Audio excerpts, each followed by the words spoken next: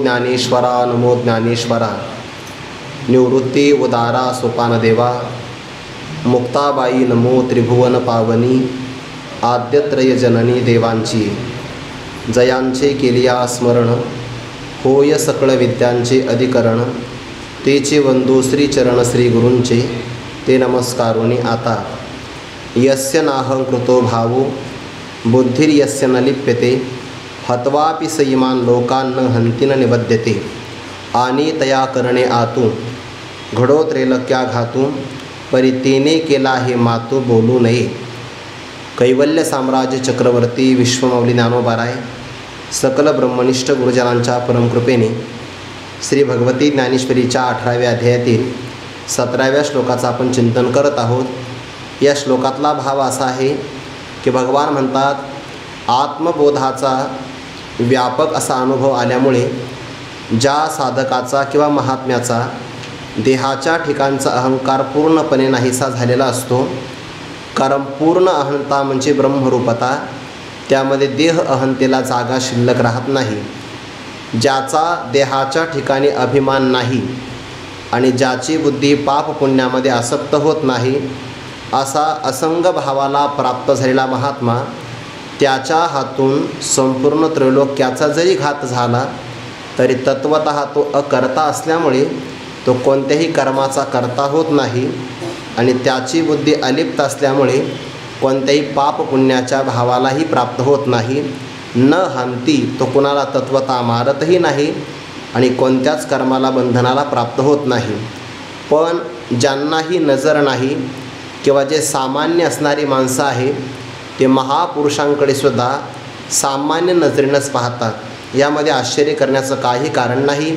ज्याप्रमाणे एखाद्या शेताच्या बांधावर गवतापासून तयार केलेला बाहुला, ज्याला बुजगावणा असं म्हणतात, त्या व्यक्तीला तो बुजगावणा आहे, गवताचा बाहुला आहे, पण त्याला संरक्षक असणारा व्यक्ती किंवा तो सत्य आहे असं कोला मानत नाही का? त्यामध्ये आश्चर्य काय आहे? तसं मुक्ताच देह तैसे, हाले चाले संस्कार वशे। ते देखोनी लोक पिसे तो करता म्हणते। मुक्त महापुरुषाचा देह अहंकार गेल्यामुळे ज्ञानोबारांची गोळी फार गोड आहे बघा 9व्या अध्यायामध्ये। ज्ञानोबारा म्हणतात, जैसे परिमळ निघाल्या पवना पाठी, मागे ओस फुल राही देठी। तैसे आयुष्याची मुठी केवळ देह। उदाहरणातला भाव फार गोड आहे। ज्याप्रमाणे एखाद्या फुलातला सुगंध वाऱ्याच्या बरोबर निघून गेला आहे, सुगंध फुलात असतो, पण वायूच्या योगाने सुगंध निघून गेला तर मागे त्या देठाला ओस अशा प्रकारचं फूल राहतं।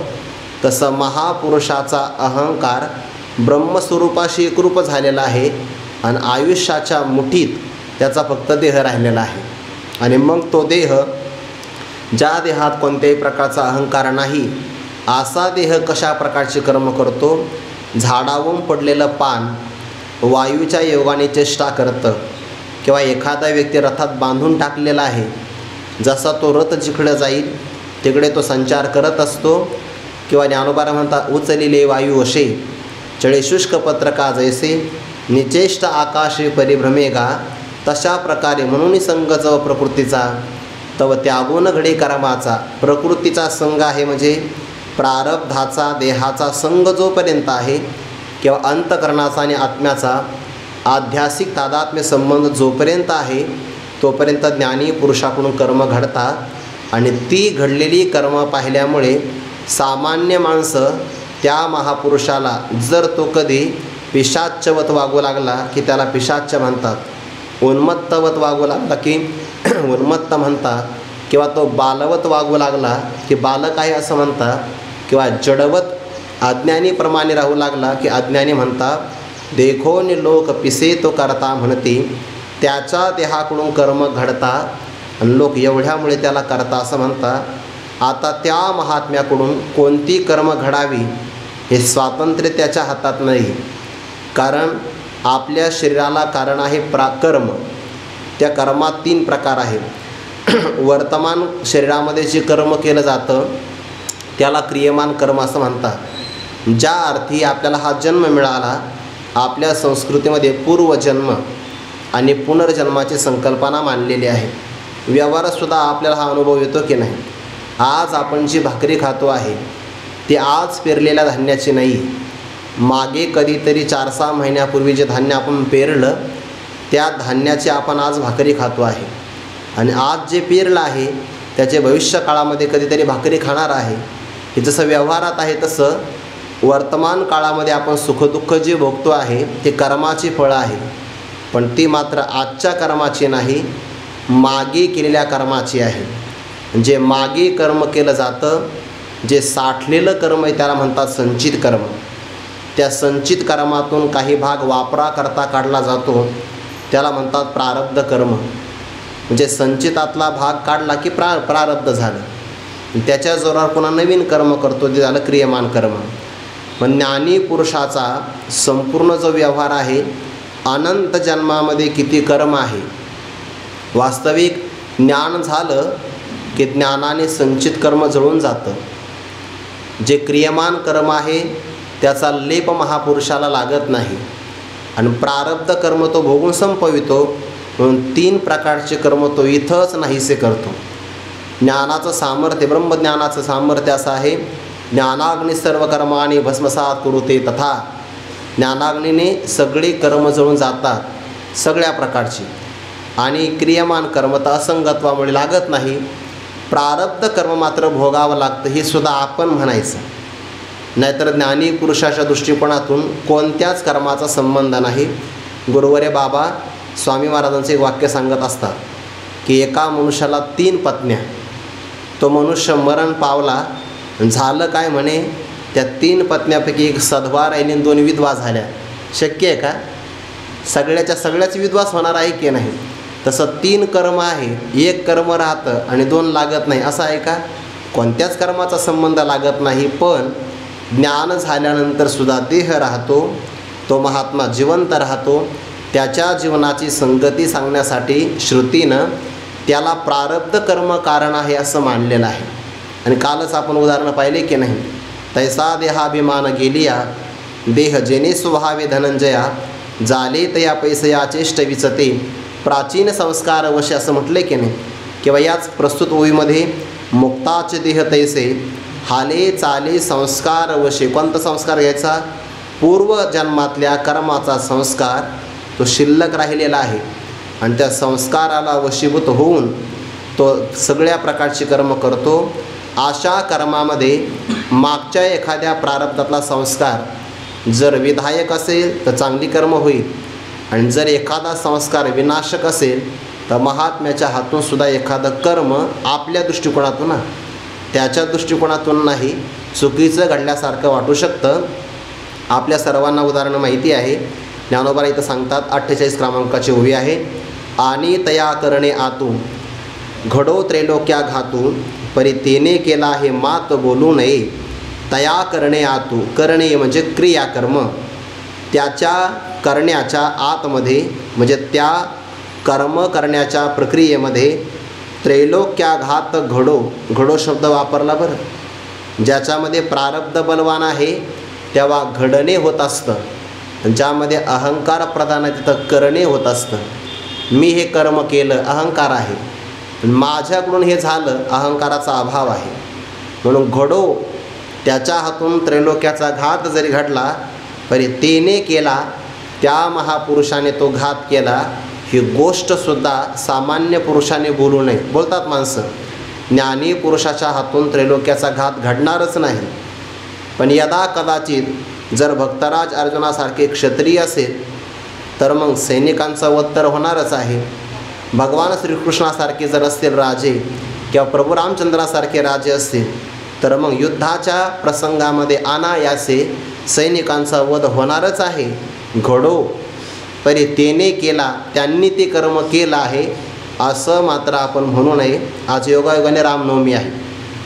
प्रभू रामचंद्रांच्या त्या अवताराच्या प्रसंगामध्ये विश्वामित्राला यज्ञ करायचा, पण राक्षस यज्ञच करू देत नव्हते.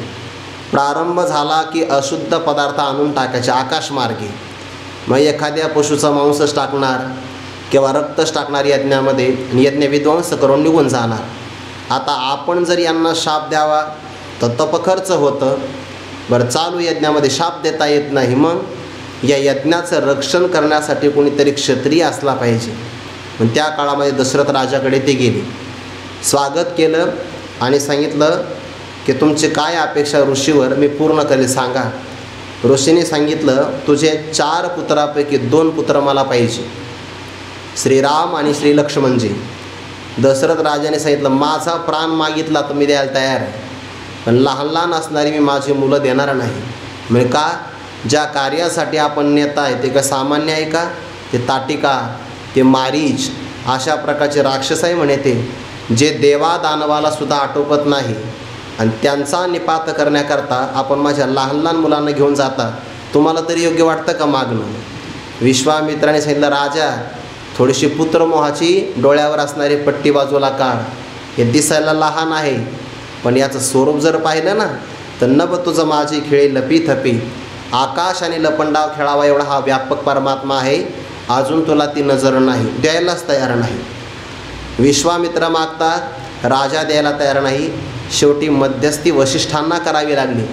आणि वशिष्ठांनी सांगितलं राजा मी तुला शब्द देतो, श्रीरामाला काही होणार नाही, तो ऋषीमुनीच्या हातामध्ये दे. उलट विश्वामित्रांच्या हाताखाली जर हे मुलं गेले तर अनेक प्रकारचे शस्त्रास्त्राचे प्रयोग कसे करावे याचं शिक्षण घेतील.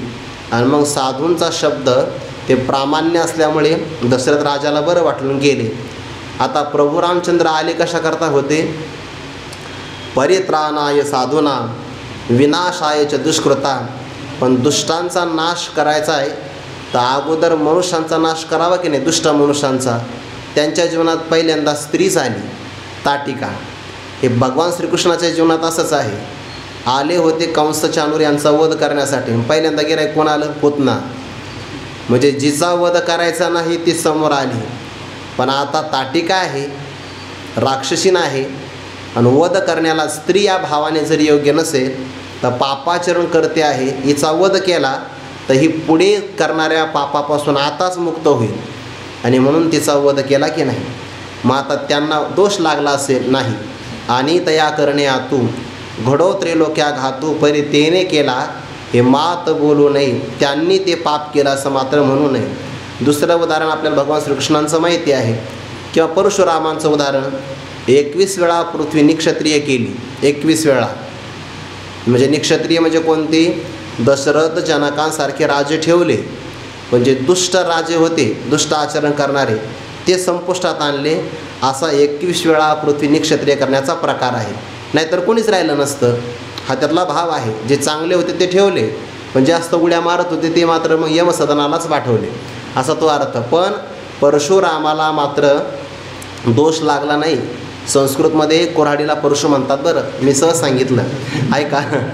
मग ते क्षत्रिय 21 वेळा पृथ्वीने क्षत्रिय केली, पण दोष मात्र लागला नाही.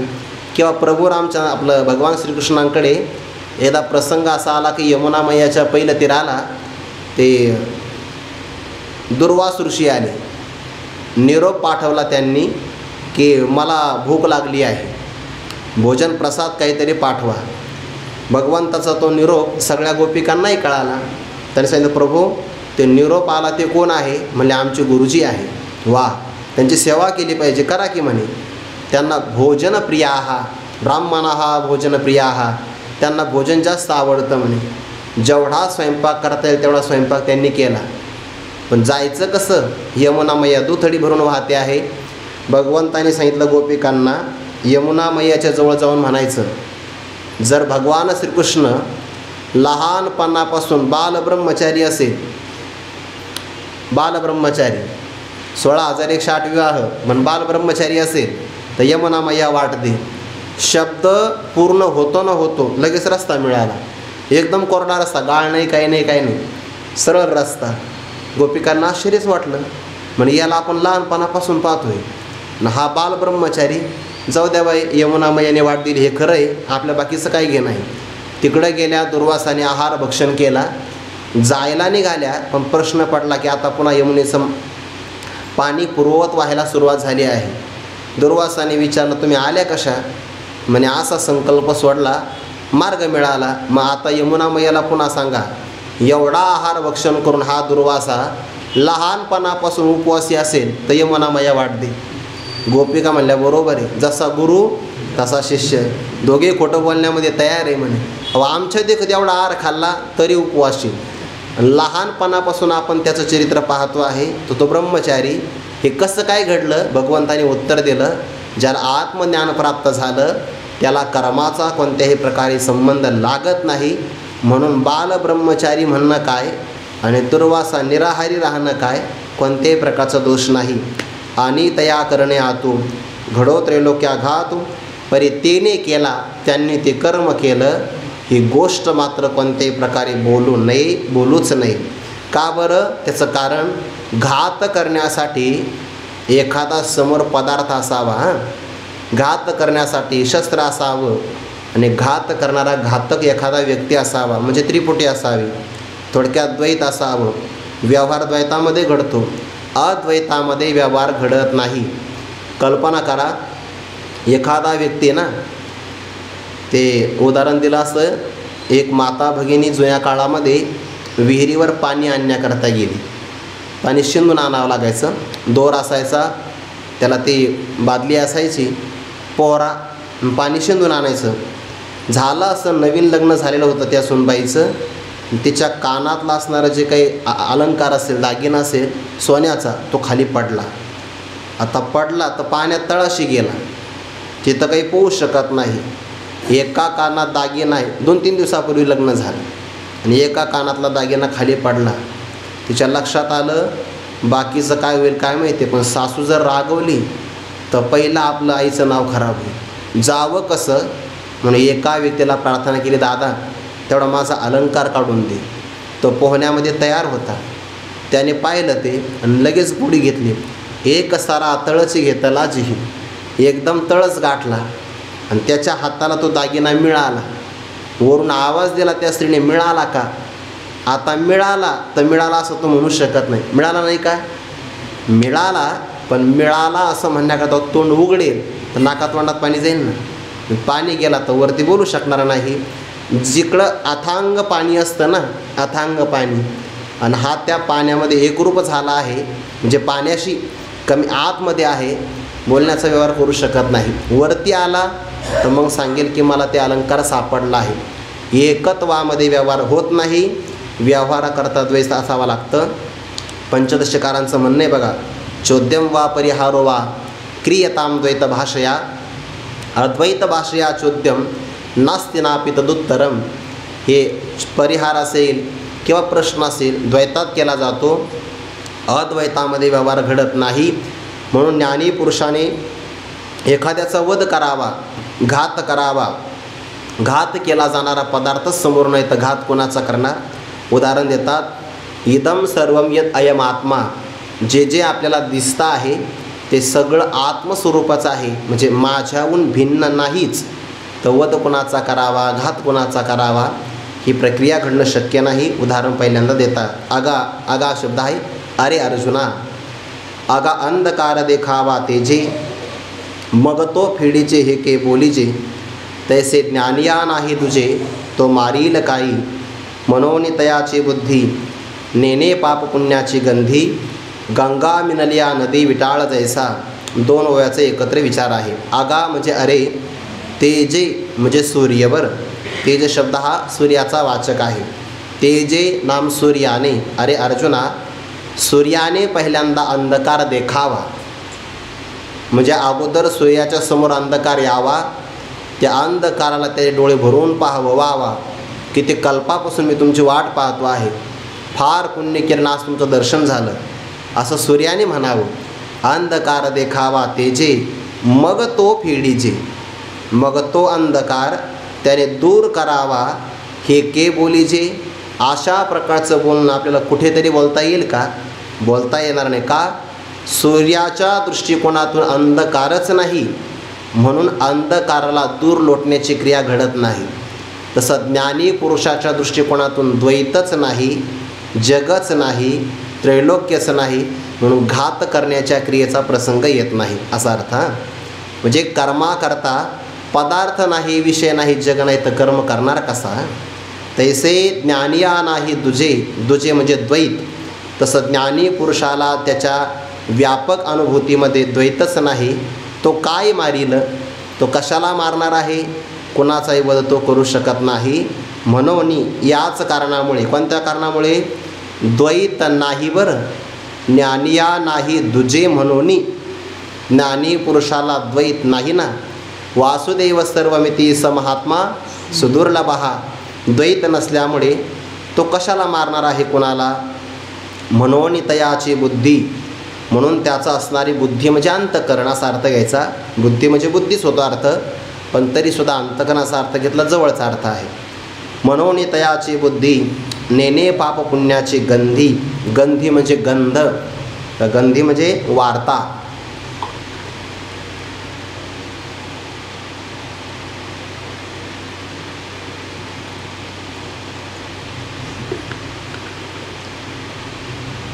म्हणून तयाची बुद्धी नेने पाप पुण्याची गंधी.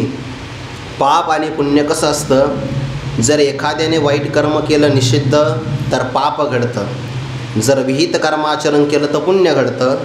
पण पुण्य आणि पापाची असणारी वार्ता त्याच्या अंतःकरणाला माहिती नाही. का बरं? कारण अंतःकरण परमात्मा स्वरूपाशी एकरूप झालेलं आहे. आता ज्या महात्म्याचं अंतःकरण परमात्मा स्वरूपाशी एकरूप झालं ते पुन्हा मागे देहाकडे येत नाही आणि देहाकडून घडणाऱ्या पाप पुण्यालाही जाणत नाही. कल्पना करा, गंगोत्रीपासून निघालेली गंगा आणि त्या गंगेचं असणारं घोघो करणारं पाणी समुद्रामध्ये एकरूप झालं. एकदा समुद्राशी मिळालं की ते पुन्हा मागं येतं का? सरितेचिने ओघे सिंधू जळा मिनले घोगे. ते काय वर्तत आहे मागे म्हणून पाहू येती. नाते समुद्राची होऊन ठेले ते विचित्ताचे चैतन्य झाले. जेथ यातायात निमाले घनानंद जे. गंगेच्या पाण्याचा प्रवाह समुद्राशी एकरूप झाला तर आपण किती प्रवास केला, कुठे कुठे आपल्याला काय काय अडथळे आले, किती लोकांनी आपलं स्वागत केलं, हे पाहायला ते येतं का पुन्हा मागं? नाही येत. तसं चित्त परमात्म्याशी एकरूप झालं त्याच्यामुळे ती असणारी अंतःकरणाची भूमिका पापपुण्याला जाणतच नाही. उदाहरण हे दिलं आहे बघा. गंगा मिनलिया नदी विटाळ जैसा. गंगा मिनलिया, गंगेला मिळाली असता गावातलं पाणी अशुद्ध असतं, त्याला स्पर्श करता येत नाही. पण ते पाणी गंगेला मिळालं की त्याला विटाळ राहतो? नाही. जसं ते पवित्र होऊन जातं म्हणजे द्वैत राहत नाही, हा त्याचा अर्थ. अग्निसी अग्नी जगटलिया काय पोळे तो धनंजया. की शस्त्ररूपे आपणया आपणची तैसे आपणया परते. जो नेने क्रिया जाता ते काय लिंपवी बुद्धी ते तयाची.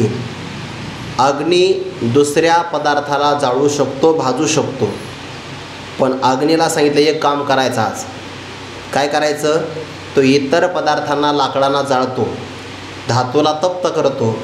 आज अग्नी ते हिमालय पर्वतातून आम्ही थोडासा अग्नी आणला, तो थोडासा थंड आहे. आज काय करायचं? तुझं एक काम आहे, त्या थंड असणाऱ्या अग्नीला, अग्नी थंड असतो का? थंड असणाऱ्या अग्नीला थोडीशी उष्णता द्यायची. अग्निशी अग्नी जगटलिया काय पोळे तो धनंजया. अग्नीला अग्नी मिळाला असता तो अग्नी एकमेकाला पोळतो का? का बरं? अहो अग्नी अग्निरूपाने एकच आहे, म्हणून एकामध्ये क्रिया घडत नाही, क्रियेत द्वैत असावं लागतं. आणि ज्ञानी पुरुषाला द्वैतच नाही तर काय दोष लागणार आहे? दुसरं उदाहरण की शस्त्ररूपे आपणया आपणची. आपण जर एखादं शस्त्र घेतलं स्वयंपाकघरातलं, चाकू वगैरे, तर त्याने आपण फळ कापू शकतो.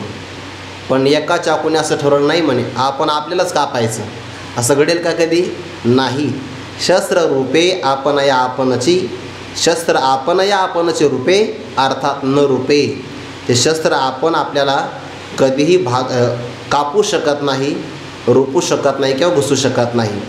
कशामुळे? अग्नीला अग्नी एक आहे, शस्त्राला शस्त्र एकच आहे. तैसे आपणया परते. हा महात्मा देहा एवढा नाही, आता याचा आत्मा ब्रह्मरूप झाला आहे आणि ब्रह्मस्वरूपामध्ये असं ब्रह्मरूप आहे अवघे ब्रह्मरूपरिता नाही ठाव. ब्रह्मस्वरूप इतकं व्यापक आहे त्याच्यापासून दुसरी कोणती जागा नाही. पण आपण या परते आपल्यापेक्षा भिन्न काही. जो नेने क्रिया जाता ते, जात म्हणजे समूह, कर्माच्या समूहाला जो आपल्यापेक्षा वेगळं पाहत नाही. इदम सर्वम यत अयम आत्मा. इदम पदाला विषय होणारं जे जे संपूर्ण जगत आहे ते सगळं जगत अयम आत्मा माझा आत्माच आहे, त्यामुळे तो भिन्न पाहत नाही. उदाहरणार्थ आपल्याला स्वप्न पडतं, स्वप्नातून आपण जागे होतो. नियम असा आहे, स्वप्न पाहणारा स्वप्नातले सगळे पदार्थ स्वतः अंगाने झालेला असतो. म्हणजे स्वप्नस्थ पदार्थ जसे आपल्यापेक्षा वेगळे नाही, तसं ज्ञानी पुरुष आपल्या व्यापक अनुभूतीमध्ये जग माझ्यापेक्षा वेगळंच नाही ना. म्हणून सगळं कसा भाव आहे, ऐसा ज्याचा अनुभव विश्वदेव सत्यत्वे देवतया जवळी असे पापनाशे दर्शने मी वासुदेव तत्वता, हा भाव आहे की नाही. त्यामुळे नेणे क्रिया जाता ते माझ्यापेक्षा वेगळी काही क्रिया किंवा द्वैत नाहीच. आणि असं असल्यामुळे ते इथं काय लिंपवी बुद्धी ते तयाची, त्याच्या असणाऱ्या बुद्धीला काय लिंपवी, पाप पुण्य किंवा कोणतं कर्म लिप्त करणार आहे, लिप्त करू शकत नाही. म्हणून कार्यकर्ता क्रिया हे स्वरूपची झाले जया, नाही शरीरादिकी तया कर्मबंध. म्हणून कार्य म्हणजेच कर्म, त्यानंतर असणारा कर्ता कर्म करणारा, आणि क्रिया म्हणजेच काय, कर्माचा होणारा व्यापार. त्रिपुटी आली की नाही, कर्ता करण आणि कर्म. जसं की दृश्य द्रष्टा दर्शन, ध्याता ध्यान ध्येय, ज्ञाता ज्ञाननेय, प्रमाता प्रमाण आणि प्रमेय, हे आपण शब्द वापरतो की नाही. यामध्ये सगळी त्रिपुटीच आहे. म्हणून कर्ता महत्त्वाचा आहे. कर्त्याकडं साधन त्याला क्रिया म्हणतात करण, आणि त्या कर्णाद्वारे जे होतं त्याला म्हणतात कार्य किंवा कर्म. म्हणून कर्म असेल, कर्ता असेल किंवा क्रिया असेल, हे स्वरूपची झाले जया, ज्याला आपल्या स्वरूपा वाचून हे सगळं भिन्न वाटतच नाही, अशा महापुरुषालाच शरीरादिकी कर्मबंध तया नाही. शरीरापासून, अंतकरणापासून, कर्मापासून, पापपुण्यापासून होणारा कर्माचा बंध त्याला लागत नाही. आणि ज्याला हे स्वरूप झालं नाही त्याला कर्माचा बंध लागलाच आहे. भाव असा, जो द्वैत पाहतो त्याला कर्मबंध आहे, आणि जो अद्वैत पाहतो तो मुक्त आहे. द्वैत पाहत असेल तर मग नियमच आहे शास्त्राचा, द्वितीयाद्वै भयम भवती, दुजे जव जव घडे तव तव संसार भय जोडे. आणि जो अद्वैत पाहत असेल त्याला बंध नाही. कर्ता असेल, कार्य असेल किंवा क्रिया असेल, हे माझं आत्मस्वरूपच आहे, म्हणजे काय अभेद पाहतो. आणि जो अभेद पाहतो त्याला कर्माचा कोणताही बंध लागत नाही. म्हणून कर्मा माझी असे परितया ते कर्म न स्पर्शे का, एकत्व पाहतो, एकत्व अनुपश्यतः, म्हणून त्याला कोणताही बंध लागत नाही. जो नाना प्रकारचा पाहतो, मृत्योस मृत्युमाप्नोती यह एव नाना इव पश्यती, जो भिन्न भिन्न प्रकारचं पाहतो तो एका मृत्यूपासून दुसऱ्या मृत्यूला, दुसऱ्या मृत्यूपासून तिसऱ्या मृत्यूला, म्हणजेच काय, जन्म आणि मरणाला प्राप्त होतो. म्हणून कार्यकर्ता क्रिया हे स्वरूपची झाले जया, नाही शरीरादिकी तया कर्मबंध. आत्मस्वरूप झाला त्या कर्माचा बंध लागत नाही. मग कर्माचा बंध, कर्माचा व्यापार करतं कोण? ज्ञानोबाऱ्या पुढे एका रूपकाच्या अलंकारातून हा भाव प्रगट करतात.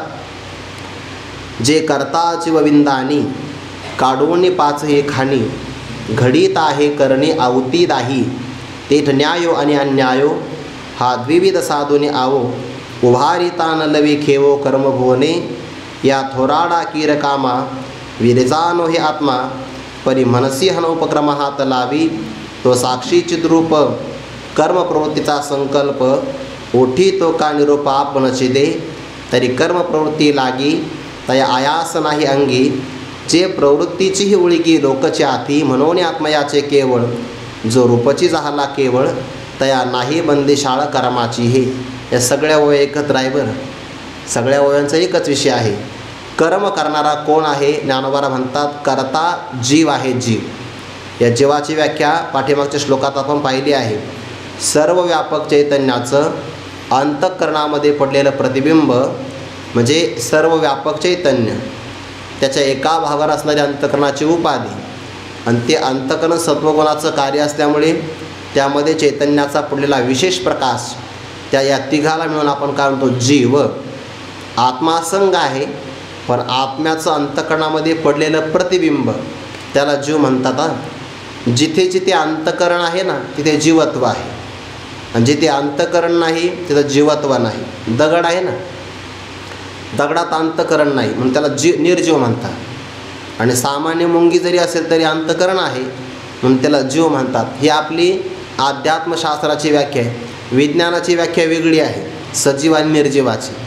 पण आपल्या अध्यात्माची व्याख्या ही आहे, जिथे चैतन्याचा प्रकाश ग्रहण केला जातो त्या अंतःकरण आहे, आणि चैतन्याचा प्रकाश ग्रहण केला म्हणजे ज्ञान ग्रहण केलं की तो झाला जीव, म्हणजे ते प्रतिबिंब आहे. आरशामध्ये आपलं काय पडतं? प्रतिबिंब पडतं. तसं अंतःकरणामध्ये चैतन्याचं प्रतिबिंब त्याला म्हणतात जीव. तो जीव कसा आहे? ज्ञानोबा म्हणतात विंदानी, कौशल्य वापरतो. कौशल्य विंदान आहे त्याच्याकडे. करता जीव विंदानी, आपल्या कौशल्याने काढूनी पाचही खाणी. खाणी म्हणजेच काय? आकार. 5 प्रकारची खाणं आहे की नाही? अधिष्ठानम, कर्ता, करणम, चेष्टा आणि दैव. ह्या 5 प्रकारची खाणी बाजूला काढून घडीत आहे करणी. करणी म्हणजेच काय? विशिष्ट प्रकारचे असणारे व्यापार. पंचमहाभूतांच्या खाणी घेतल्या आहे. मी ते पुढचं सांगितलं. जे करता जीवविंदा आणि काढूनी 5ही खाणी. पंचमहाभूतांची खाण कोण? शरीर. पंचमहाभूतापासून तयार झालं की नाही? आणि मग यांची खाण काढून, किंवा पंचमहाभूतापासून तयार झालेले शब्द, स्पर्श, रूप, रसगंध, हे 5 प्रकारची खाणच आहे पंचमहाभूतांची. कारण एका एका भूतापासून एक एक विषय तयार झाला आहे. मग शब्द, स्पर्श, रूप, रसगंध हे पंचमहाभूतांची खाण, आणि ते जीव कौशल्याने पंचविषय संपादन करतो. पण कशाद्वारे? घडीत आहे करणी आवते दाही. 10 प्रकारचे त्याच्याकडे आवत आहे. आवत म्हणजे नांगर. 10 नांगरही त्याच्याकडे. कोणते? पंचज्ञानेंद्रिय आणि पंचकर्मेंद्रिय हे त्याच्याकडे नांगरं. आणि या नांगराच्याद्वारे पंचमहाभूतांच्या खाणीतून 5 कर्मेंद्रियाचे, 5 ज्ञानेंद्रियांचे विषय संपादन करतो आहे तो, म्हणजे कर्माचा खटाटोप करतो. तेथ न्यायो आणि अन्यायो हा द्विविध साधोने आवो. उभारिता न लवे खेवो कर्मभुवने. न्यावो, न्यावो म्हणजे काय? शास्त्राने ज्याला अनुमोदन दिलं त्याला न्याय कर्म म्हणतात, आणि शास्त्राने जे निषिद्ध म्हणून सांगितलं त्याला अन्याय कर्म असं म्हणतात. न्यावो आणि अन्यावो हा द्विविध 2 प्रकारचा आवो साधूनी. आवो म्हणजे आकार. जीव आहे तर कधी निषिद्ध कर्म करतो, कधी विहित कर्म करतो, आणि या 2 कर्माचा आकार रचना करून उभारिता, कर्मभुवने उभारिता, खेवो न लवी. कर्माचं मंदिर तयार करत असताना खेवो, तात्काळ क्षणभर देखील वेळ लावत नाही. म्हणजे करता असणारा जीव आपल्या कौशल्याने, बुद्धिचातुर्याने पंचमहाभूतापासून निर्माण झालेले 5 विषय ज्ञानेंद्रियांचे, 5 कर्मेंद्रियांचे विषय, 10 इंद्रिय ही एक प्रकारची त्याची आवता आहे. आणि त्या नांगराने तो न्याव आणि अन्यायो असा द्विविध प्रकारचा आकार साधून कर्माचं मंदिर तयार करतो. किती मोठं काम आहे. मग आता जर कर्म नावाचं मंदिर तयार करायचं असेल तर जमीन चांगली लागेल. मग आता कर्म नावाचं मंदिर तयार होत असेल तर तिथं आत्मा कमीत कमी भूमिपूजन करायला तरी जाईल ना, किंवा नाही भूमिपूजन तर नारळ फोडायला तरी. ज्ञानोबा म्हणतात नाही, या थोराडा किर कामा विरजानो हे आत्मा परी मनसी हन उपक्रमा हात लावी. थोराडा मोठा असणारं काम आहे की नाही कर्मभुवनाचं, पण आत्मा विरजानो हे, येथे आत्मा मात्र साह्य करत नाही. कारण जर आत्म्याने साह्य केलं ना तर आत्म्याचं असंगत्व बाधित होईल. थोडीशी जरी मदत केली तर तो आसक्त होऊन जाईल ना. पण आत्मा विरजानो हे, तो आपला असंग राहतो. ते रज्जूने त्या सर्पाला थोडंसं साह्य केलं, थोडंसं, तर रज्जू विषारी होईल. साह्य करते का रज्जू? कल्पित सर्प भासला काय तर परिणाम रज्जूर होत नाही. आणि पुष्पमाळा जरी भासली तरी काही रज्जू सुगंधित होत नाही. का? हे सगळं खोटं आहे, कल्पित आहे, आणि ते खरं आहे. कल्पित पदार्थ म्हणजे अध्यस्त पदार्थ आपल्या दोषाने किंवा गुणाने अधिष्ठानाचे लाभ हानी करत नाही, तो असंग आहे. मग सामान्य रज्जूला जर दोष लागत नाही तर हा तर अधिष्ठानच आहे. म्हणून या थोराडा की रकामा विरजानो हे आत्मा तो सहाय्य करत नाही. परंतु कदाचित तू असं म्हणशील, उपक्रमा हात लावी, नका का कर्माला सहाय्य करा ना. काही काही माणसं एखाद्या भांडवलामध्ये मदत करतात, एखादा व्यापार सुरू केला की मदत करतात. काही माणसं म्हणतात नाही, आम्हाला मदत करणं शक्य नाही, आम्ही सुरुवातीला येऊ. उपक्रम म्हणतात त्याला. उपक्रमा हात लावी, प्रारंभाला तरी हात लावत असेल की नाही. आता हे मोठे मोठे कारखाने असतात की नाही, मोठ्या लोकांच्या हातून त्या कारखान्यामध्ये ती ऊसाची मुळी टाकली जाते बघा, पहिल्यांदा फार मोठी असते. आणि मग ते काय करतात, अहो कष्ट करणारे ते ऊसतोड कामगार असतात, ते बिचारे उन्हातानामध्ये राबतात. आणि फोटो काढणारे निवांत येतात आणि काही नुसता हात लावतात बघा. मग प्रारंभाला हात लावतात आणि शेवटपर्यंत थांबतात का? कारखान्याचं गाळप बंद होईपर्यंत नाही थांबत. मग तसा आत्मा कमीत कमी सुरुवातीला आरंभ करत असेल, नका का सहाय्य करा ना, नाही, दोन्ही करत नाही. या थोराडा कीर कामा विरचानो हे आत्मा, परी मनसी हन उपक्रमा हात लावी, अजिबात लावत नाही. का बरं? तो साक्षी आहे, चिद्रूप आहे. या दोन कारणामुळे सांगतात. चैतन्य स्वरूप आहे ना, आणि साक्षी त्याला म्हणतात. निर्विकार रूपाने जो सर्वांचं प्रकाशन करतो, पण प्रकाशन केल्यानंतर ज्याला पाप आणि पुण्य लागत नाही. उदाहरणार्थ दिवा असतो ना आपला, तो दिवा आपण घराच्या उंबऱ्यावर ठेवला तर तो अंगणातले प्रकाशन करतो आणि घराच्या आतल्या भागाचं प्रकाशन करतो. त्या प्रकाशामध्ये काही काही माणसं चोरी करतात, काही माणसं पूजा करतात. देवा फक्त प्रकाशन करतो, चोरीचा आळही त्याच्यावर येत नाही आणि पूजेचं पुण्यही त्याला लागत नाही. तसं आत्मस्वरूपाच्या ठिकाणी सगळे येतात. जगाची उत्पत्ती येते, स्थिती येते, जगाचा प्रलय होऊन जातो, पुण्याची निर्मिती होते, पापाची निर्मिती होते, सुखही मिळतं, दुःखही मिळतं. या सर्वांचं प्रकाशन करणारा आत्मा आहे, म्हणून तो साक्षी आहे. हे पंचदशीकारामध्ये एक प्रकरण आहे बघा, नाटकदीप नावाचं प्रकरण. त्या रंगमंचावर दिवा असतो मोठा, तो त्या प्रेक्षकांचंही प्रकाशन करतो, नर्तकीचं प्रकाशन करतो, साथ संगीत करणारे त्यांचंही प्रकाशन करतो. म्हणजे पदार्थ आले तर त्यांचंही प्रकाशन, सगळे लोक निघून गेले तर अभावाचंही प्रकाशन करतो. पण तो दिवा असं म्हणतो का? बघा ना, थोड्या वेळापूर्वी किती गर्दी जमा झाली होती, मला किती आनंद झाला, रात्री मात्र मी एकटाच आहे, रडतो का दिवा? त्याला भावाचं आणि अभावाचं प्रकाशन करून त्याच्यावर विकार कोणता होत नाही, त्याला म्हणतात साक्षी. साक्षी चेता केवलो निर्गुणश्च. तो आत्मा कसा आहे म्हणे, आत्मा आहे, साक्षी आहे, निश्चित रूप म्हणजे ज्ञान स्वरूप आहे.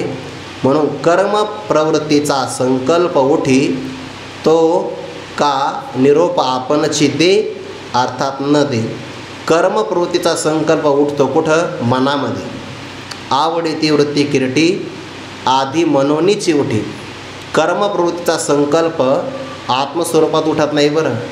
गुरुवारी बाबांनी कालच पाठामध्ये सांगितलं अमृतानुभवाच्या, जे शुद्ध चैतन्य आहे की नाही, त्याच्या ठिकाणी सुद्धा एकोहम बहुश्याम हा संकल्प नाही, कारण ते असंग आहे. जेव्हाच्या चैतन्याला माया नावाची उपाधी लागते तेव्हा त्याला संकल्प होतो एकोहम बहुश्याम, एकाकी नरमते एक लेन कंठेची म्हणून या येणे. म्हणजे ज्याला जगताच्या उत्पत्तीचाही संकल्प ज्याच्या ठिकाणी होत नाही, तर त्याच्या ठिकाणी कर्मप्रवृत्तीचा संकल्प होईल का? आणि त्या संकल्पाला तो निरोप तरी देईल का? नाही. संकल्प आहे मनाचा आणि आत्मा मनापासून पलीकडे आहे. म्हणून मनाची नक्की न लगे किंवा ठावो न पवता जयाचा, मनेसी मुरळली वाचा, असा तो असल्यामुळे कर्मप्रवृत्तीचा संकल्प उठितो का निरोप आपणची दे. तरी कर्मप्रवृत्ती ही लागी तया आयास नाही अंगी, जे प्रवृत्तीची ही उळीगी लोकची आती. कर्मप्रवृत्तीसाठी सुद्धा त्याला कोणत्याही प्रकारची आयास सायास किंवा कष्ट नाही बरं अंगामध्ये म्हणजे स्वरूपामध्ये. कारण प्रवृत्तीची ही उळीगी म्हणजे बिगारी. ही जे प्रवृत्तीचा असणारा व्यापार आहे ना, तो व्यापारसुद्धा लोकची आती, या संपूर्ण समुदायाचाच तो व्यापार आहे. म्हणजे अधिष्ठान, कर्ता, करण, चेष्टा आणि दैव, हे जे लोक सांगितले का नाही, समुदाय सांगितला कर्माचा 5 कारणाचा, तो 5 कारणाचा समुदायच प्रवृत्तीच्या व्यापाराला सुद्धा कारण आहे. भाव असा आत्मासंग आहे. आणि म्हणून आत्मयाचे केवळ जो रूपची झाला केवळ तया नाही बंदिशाळ कर्माची. म्हणून जो केवळ आत्म याचे रूपची झाला, केवळही शब्द वापरला. केवळ कशाला म्हणतात? जिथं शून्य नाही, ज्या स्वरूपामध्ये द्वैत नाही, ज्याला दोन म्हणता येत नाही आणि दोनाच्या सापेक्ष ज्याला एकही म्हणता येत नाही. त्याच्या पुढं ज्याला नाही म्हणता येत नाही तत्सापेक्ष आहे असंही म्हणता येत नाही. ज्याला द्वैत म्हणता येत नाही तत्सापेक्ष अद्वैतही म्हणता येत नाही. मग काहीच म्हणता येत नाही का? काहीच म्हणता येत नाही. नाही म्हणा, सहन होत नाही. आहे म्हणा, आहे म्हणणारा दुसरा कोणीच नाही. मग कसा आहे? शून्य नाही आणि द्वैत रूप नाही, असा जो स्व आहे स्व, त्याला म्हणतात केवल. म्हणून तर अमृतानुभवामध्ये यदक्षरम अनाखेयम, काय पुढे? यदक्षरम अनाखेयम आनंदम जो केवलम, केवलम शब्द आला आहे बघा. केवलम म्हणजे द्वैताच्या सापेक्ष आलेला अद्वैत जिथं नाही, दोनाच्या सापेक्ष आलेला एकपणा जिथं नाही, असं जे स्वरूप आहे त्याला म्हणतात केवळ.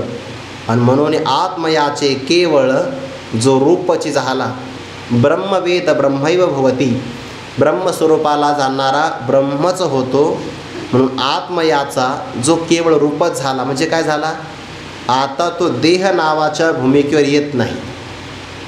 जेव्हा एखादा सर्प असतो ना, जर त्याने आपल्या अंगावरची कात सोडली आणि जर तो पुढच्या प्रवासाला निघून गेला, तो माग पाहतो का? नाही पाहत. सांडोनी अंगीची खोळी सरपरिगाल्या पाताळी, ते त्वचा कोण सांभाळी तैसे झाले. अंगावरची त्वचा सोडून दिली तर तो सर्प तसा मागं पाहत नाही. किंवा घटामधला आकाश, घट फुटला की त्या आकाश महाकाशाला मिळाल्यानंतर ते आपण किती दिवस या घटामध्ये राहिलो असं पाहायला येतं का? मागं येत नाही. तसा जो आत्मस्वरूपाचं केवळ रूपची झाला, चकाराने सगळ्यांची व्यावृत्ती करून टाकली आहे. ज्ञानोबारा म्हणतात, मग असा महापुरुष देहावर येईल का? येणार नाही. बळच आणला तर येईल बरं, प्रारब्ध असेल तर, नाहीतर त्याला यावंसं वाटणार नाही. म्हणून आत्मयाचे केवळ जो रूपची झाला केवळ निखिळ, निखिळ म्हणजे शुद्ध, तया नाही बंदिशाळ कर्माची, हे त्याला कर्माची असणारी हे बंदिशाळा भोगावी लागत नाही. नाहीतर कर्माची बंदिशाळा, बंदिशाळा म्हणजेच काय? तुरुंगवास. काही काही गुरुवरे मारुती बाबा सांगत असतात, काही लोकांना ही बंदिशाळाच वाटत नाही. बंधनाची कमीत कमी जाणीव झाली पाहिजे बरं. ज्याला जाणीव झाली बंधनाची, तो बंधनातून सुटण्याचा प्रयत्न करतो. ते जुन्या काळात उंदरं पकडायचे, आताही पकडत असेल खेडेगावामध्ये. लोखंडी पिंजरा असतो, त्याला आवडणारे पदार्थ त्याच्यामध्ये टाकले जातात. ते बिचाऱ्याला वास येतो. भजे असतात त्याच्यामध्ये, पापडं कुरडई, असं कळतं त्याला लांबूनच. स्टेटस असतं ना, कळतं लांबूनच ते. मग ते खाण्यासाठी तो पिंजऱ्यामध्ये येतो. आला की उडी मारतो. पदार्थ खाण्यासाठी आला पण दरवाजा बंद झाला. आता पदार्थ दिसत नाही का? बंधनाची जाणीव झाली त्याला. आणि त्याच्या उलट उदाहरण, एखादा बिडू सापाच्या तोंडात जातो अर्धा निम्मा, दरदूर सापे गिळी जातो आहे उभा, अर्धा गेलेला आहे तोंडामध्ये अर्धा सापाच्या, पण तो अर्धा आयुष्य शिल्लक आहे अजून. काय झालं? 50 गेलं तर गेलं, अजून अर्ध शिल्लक आहे. मग तेवढ्या अर्ध्या आयुष्यामध्ये समोर उडालेल्या ज्या माश आहे की नाही, त्याला जिभेने पकडण्याचा प्रयत्न करतो. दरदूर सापे गिळी जातो आहे उभा, की तो माशिया वेटाळी जिभा, तैसे प्राणी कवनी लोभा वाढविती तृष्णा. बंधाची जाणीव झाली की सुटण्याचा प्रयत्न केला जातो. आत्मस्वरूपाला जाणतो, त्याला कर्माची बंदीशाळा नाही. मग आता ही बंदीशाळा कोणाला आहे? परी अज्ञानाच्या पटी अन्यथा ज्ञानाचे चित्र उठी, तेथ चितारणी हे त्रिपुटी प्रसिद्ध जगा. पण अज्ञानाचं पट आहे म्हणजे वस्त्र आहे, त्या पटावर विपरीत ज्ञानाचं चित्र निर्माण होतं. म्हणजे काय? पहिल्यांदा अज्ञान आहे, नंतर आवरण आहे आणि त्यानंतर विक्षेप आहे. मग ते चिदाभासाच्या अवस्था सांगितल्या की नाही? अज्ञान, आवरण, विक्षेप, परोक्ष ज्ञान, अपरोक्ष ज्ञान, शोकनाश आणि आनंदाबाबती. त्यामध्ये जगाची संगती लावण्यासाठी माया मांडलेली आहे, तसं देहाची संगतीसाठी अविद्या मांडलेली आहे. मग त्या अज्ञानाच्या पटावर म्हणजे अज्ञान या भूमिकेवर, त्या अज्ञानामध्ये अन्यथा ज्ञान, त्याला म्हणतात विपरीत ज्ञान किंवा ब्रह्मज्ञान. म्हणजे पहिल्यांदा अज्ञान, आवरण आणि मग विक्षेप. विक्षेपालाच अन्यथा ज्ञान म्हणतात किंवा भ्रमज्ञान म्हणतात. अनुभवाचं उदाहरण झोप लागते ना आपल्याला. झोपेमध्ये काय होतं, अज्ञान असतं. ते अज्ञान आपल्याला झाकून टाकतं, म्हणजे आपण कोण हे कळत नाही. आणि नंतर नसलेलं स्वप्न दाखवतं, त्याला अन्यथा ज्ञान असं म्हणतात. पण अज्ञानाच्या पटावर अन्यथा ज्ञानाचं म्हणजे विपरीत किंवा भ्रमज्ञानाचं चित्र उमटतं आणि त्या चित्रामध्ये त्रिपुटी तयार होते. ते तर चितारणी. चितारणी म्हणजे चित्र काढणारी. कोणतं, अन्यथा ज्ञानाचं चित्र काढणारी. हे त्रिपुटी 3 प्रकारचे भाग जे प्रसिद्ध आहे ते परमात्मा सांगतील. पण तो विचार त्रिपुटीचा आपण आता पुढच्या श्लोकामध्ये उद्या करू. कुंडलिक वरधारी विठ्ठल श्री ज्ञानदेव तुकाराम माऊली ज्ञानेश्वर महाराज की जय. जगद्गुरु तुकाराम महाराज की जय. सद्गुरु जोग महाराज की जय. ज्ञानदेव तुकाराम, ज्ञानदेव तुकाराम.